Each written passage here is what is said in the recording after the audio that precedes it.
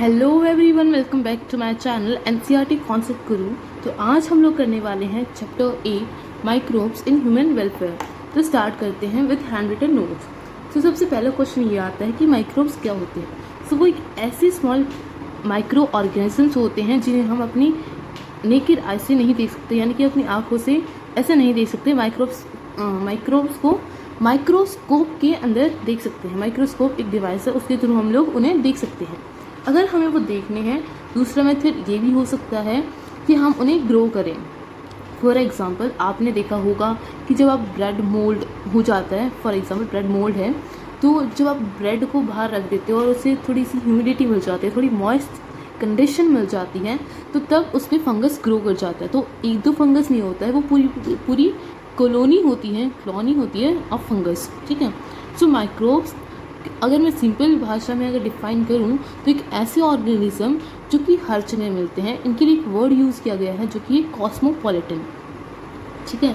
और इन्हें हमने ये यूनिसेलुलर भी हो सकते हैं, जैसे कि फॉर एग्जांपल यीस्ट का जो एग्जांपल है वो एक यूनिसेलुलर फंजाई का एग्जांपल है। ठीक है। प्लांट्स भी हो सकते हैं, एनिमल्स भी हो सकते हैं। काफ़ी सारे माइक्रो ऑर्गेनिजम्स हैं जो हम अपने नेकेड आई से नहीं देख सकते। उसके अलावा जो वायरॉइड्स और जो प्रायोन्स हैं वो भी माइक्रोस्कोपिक ऑर्गेनिजम्स हैं। ये डिजीज़ कोजिंग भी होते हैं और कुछ सीवियर भी होते हैं, दोनों होते हैं। माइक्रोब्स के लिए एक लाइन जो और यूज़ की गई है वो है कि microbes act as a friend and a foe. Foe का मतलब होता है दुश्मन। कुछ माइक्रोब्स हार्मफुल होते हैं और कुछ दोस्त होते हैं, कुछ हेल्पफुल होते हैं। तो जो बेनिफिशियल हैं उनके बारे में हम आज पढ़ने वाले हैं। तो शुरू करते हैं। तो सबसे पहले हम लोग पढ़ने वाले हैं कि माइक्रोब्स का या माइक्रो ऑर्गेनिजम्स का क्या रोल है घर के कामों के लिए, यानी कि हाउस होल्ड प्रोडक्ट्स, यानी घर में हम जो कोई भी चीज़ बनाते हैं खाने के लिए, उसमें कैसे वो हेल्प कर सकती है। तो पहली जो हम चीज़ बनाएंगे वो होगी दही। दही सबने देखा होगा, नॉर्मल से प्रोसेस होता है। मम्मी या घर में क्या करते हैं कि एक बर्तन लेते हैं, कंटेनर लेते हैं, उसमें दूध डालते हैं, दूध के अंदर थोड़ी सी कर्ड डालते हैं या फिर लस्सी डाल देते हैं ना। क्यों डालते हैं और उनको ढक कर रख देते हैं इन विंटर्स। गर्मियों में तो ज़रूरत ही नहीं पड़ती क्योंकि वो उन्हें टेम्परेचर मिल जाता है। तो उसके लिए उसको ढक के क्यों रखते हैं? क्योंकि उसको एक ऑप्टिमम टेम्परेचर चाहिए होता है, एक ऑप्टिमम कंडीशन चाहिए होती है जिसके अंडर वो काम करते हैं। ठीक, उसके अंदर होता क्या है, क्या प्रोसेस कैसे होता है वो भी हम देख लेते हैं। सो उसके अंदर जो बैक्टीरिया प्रेजेंट होता है, जो कर्ड है उसके अंदर जो बैक्टीरिया प्रेजेंट होता है वो होता है लैक्टोबैसिलस या फिर लैक्टिक एसिड बैक्टीरिया। सो ये एक ऐसा बैक्टीरिया है जो क्या करता है, जो दूध है उसको कन्वर्ट कर देता है दही में। कैसे? हम इसे सबसे पहला प्रोसेस जो आता है कि हम इसे स्टार्टर या इनोकुलम के तौर पे ऐड करते हैं। ठीक है, इसे हमने कह दिया स्टार्टर या इनोकुलम। फर्स्ट स्टेप में हम कर्ड को ही डालते हैं दूध के अंदर। सेकेंड, जो बैक्टीरिया हैं, जो दही के अंदर जो बैक्टीरिया हैं वो क्या करते हैं, कुछ सूटेबल कंडीशंस के अंदर वो एसिड सिक्रीट करते हैं जो मिल्क का जो प्रोटीन होता है उसको क्या करते हैं, कोगुलेट करते हैं, यानी कि उसको एक कह दो कि सॉलिडिफाई फॉर्म में कन्वर्ट करना शुरू कर देता है और पार्शली डाइजेस्ट भी कर लेता है उस प्रोटीन को।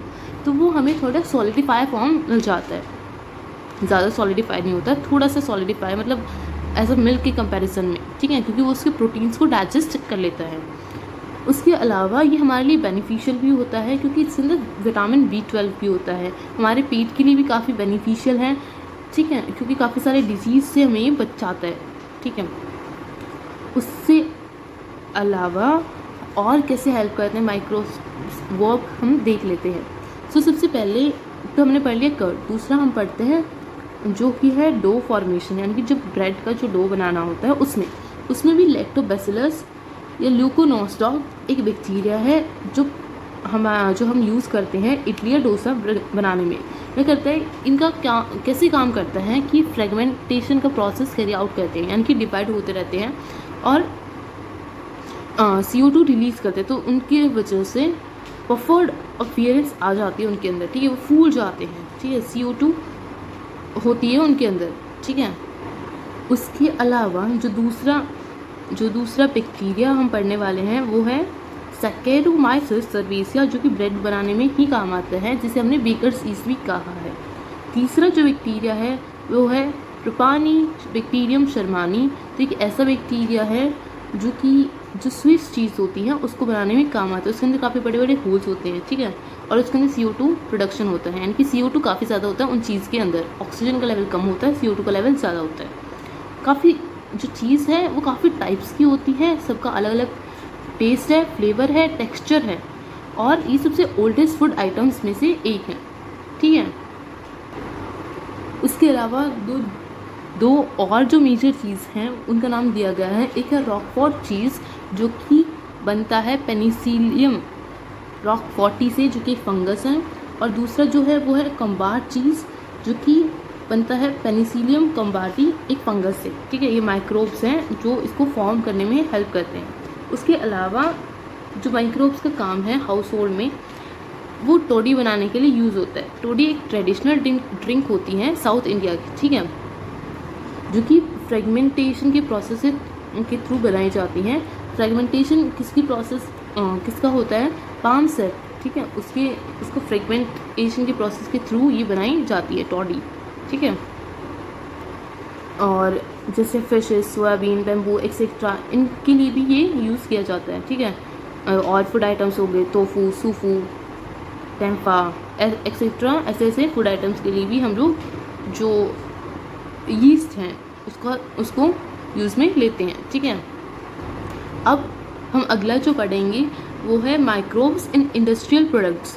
तो उसके अंदर हम लोग देख लेते हैं काफ़ी सारे बड़े बड़े लीटर्स जो टैंकर्स होते हैं वो यूज़ किए जाते हैं जो अल्कोहल्स वगैरह उनको प्रोड्यूस करने में, ठीक है, उनको बनाने के लिए।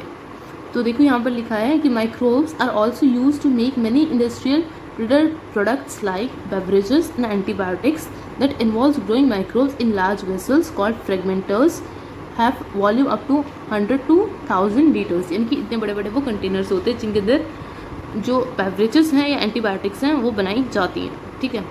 अब देख लेते हैं सबसे पहले ब्रूअर्स ईस्ट या फिर बेकर्स ईस्ट जिसे कहा था, सेम ही है, जिसका नाम साइंटिफिक नाम है सेक्रोमाइसिस सर्वेसिया, ठीक है।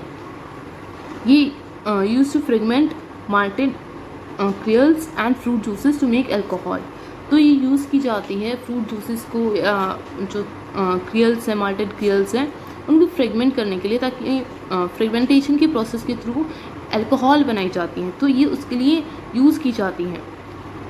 और कुछ बेवरेजेस ऐसे भी हैं जो डिस्टिलेशन के प्रोसेस के थ्रू बनते हैं, और कुछ हैं जो विदाउट डिस्टिलेशन प्रोसेस के थ्रू बनते हैं, जैसे कि वाइन और बियर जो है वो विदाउट डिस्टिलेशन के प्रोसेस से बनती है, और जो ब्रांडी, विस्की और रम है, ऐसे जो बेवरेजेस हैं वो बनते हैं विद डिस्टिलेशन, यानी कि अल्कोहल का कंसंट्रेशन उनमें हाई होता है। अगला हम पढ़ लेते हैं एंटीबायोटिक के उसमें। जो अगला जो हम पढ़ने वाले हैं, अगला यूज़ जो पढ़ने वाले हैं वो है एज अ मेडिकेशन के थ्रू, ठीक है, कि कैसे हमारी वो हेल्प करती है। पेनिसिलियम नोटेटम एक एंटीबायोटिक है। Anti means against and bio means life, as this chemicals kill harmful bacteria but they are life supporting for us, यानी कि वो बैक्टीरिया को किल तो करते हैं बट लाइफ सपोर्टिंग है हमारे लिए। कैसे हैं वो भी हम देखते हैं। तो पेनिसिलियम जो है वो एक फर्स्ट एंटीबायोटिक है, ठीक है, जो कि डिस्कवर की थी अलेक्जेंडर फ्लेमिंग ने। तो उन्होंने क्या किया था, उन्होंने एक पेटा डिश ली थी, यानी कि एक पेटा डिश ऐसी डिश, यानी कि जो अनमोल डिश थी, उस पर बैक्टीरिया ग्रो किया हुआ था, तो वैसे की ऐसी छोड़ दी थी। तो उस पर क्या हुआ, फंगस ग्रो किया, और जो फंगस था ना वो जो बैक्टीरिया है, जो स्ट्रेप्टोकोकस बैक्टीरिया, उसको बढ़ने नहीं दे रहा था, उसको और ग्रो नहीं होने दे रहा था, ठीक है। सो ऐसे पेनिसिलिन का डिस्कवर हुआ। तो ये फर्स्ट फंगस है जो कि यूज़ किया गया था, ठीक है, established by Ernest Chain as Howard Florey. It was use to treat American soldiers, और वर्ल्ड वॉर 2 के टाइम पे काफ़ी काम आया था इसका, तो उसके लिए भी यूज़ किया गया था, मेडिकेटेड पर्पज़ के लिए यूज़ किया गया था, सोल्जर्स को ट्रीट करने के लिए। Fleming, Chain and Florey was given Nobel prize in 1945। तो ये जो तीनों साइंटिस्ट हैं, डिस्कवर फ्लेमिंग ने किया था, बट अपग्रेड वर्जन्स बनाते गए थे ये लोग, जो चेन और फ्लोरी है। सो इनको नोबेल प्राइज़ मिला था 1945 में।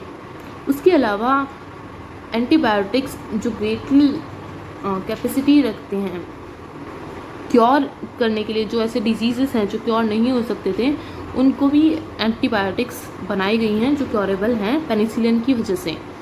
तो वो हैं, सबसे पहले आती है प्लग या कैसी डिसीज़ है कि जो एक ऐसी डिसीज़ है जैसे टिक्स होती हैं, चूहे वगैरह होते हैं, वो चूहों से जो कुत्ते हैं उन पर आते हैं और उनसे इंसानों पर वो बीमारियाँ फैलती हैं। तो इसका कोई ट्रीटमेंट नहीं था, बट अब इसका ट्रीटमेंट है, ठीक है। फिर है वूफिंग कफ यानी कि काली खांसी का भी अब ट्रीटमेंट है।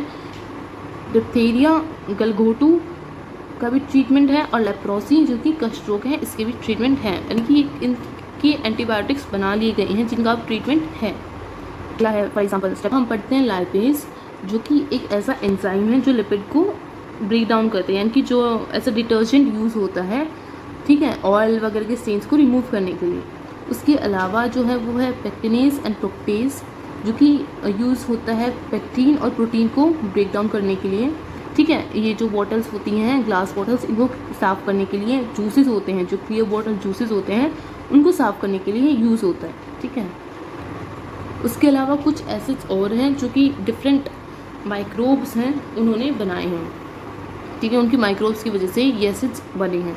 यहाँ पर जो है वो माइक्रोब्स दे रखे हैं, यहाँ पर जो है वो एसिड्स दे रखे हैं। तो सबसे पहला आता है सिट्रिक एसिड, जो कि बनाया गया है एस्परजिलस नाइजर।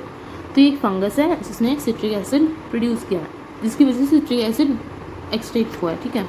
उसके अलावा हमारे पास है एसिटिक एसिड, जो कि बना है एसिडोबैक्टर एसिटी से।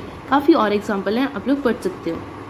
उसके अलावा हम लोग पढ़ते हैं स्ट्रेप्टोकोकस। तो स्ट्रेप्टोकोकस क्या काम करता है कि जो क्लॉट्स हैं, जो ब्लड में जो क्लॉट्स फॉर्म होते हैं, यानी कि जो रक्त के धब्बे जिसे बोलते हैं, उनको क्या करता है, उनको ट्रीट करता है, ठीक है।